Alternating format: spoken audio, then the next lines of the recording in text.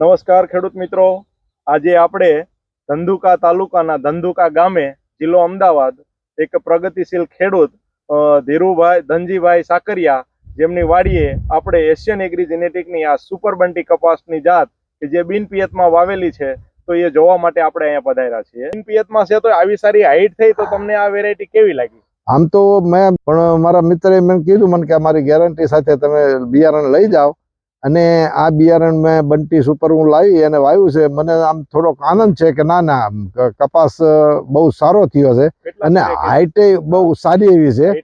Height છે લગભગ 6 ઉપર ફૂટ જ છે બધો. બિનપિયત કપાસ છે અને હવે જો ઠંડીના વાતાવરણમાં આવી જશે તો હું એવું માનું છું કે આની અંદર સારામાં સારો ફાલ લાગી જાય.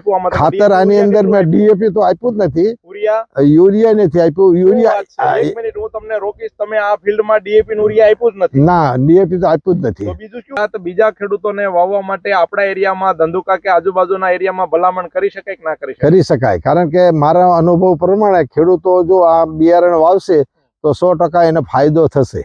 હાલવાની જગ્યા છે નહીં બિનપિયતમાં. આ જે મેં છે આ જે કપાસ છે દેશી ખાતર મેં ભરેલું છે. હા, દેશી ખાતર નાખેલું છે.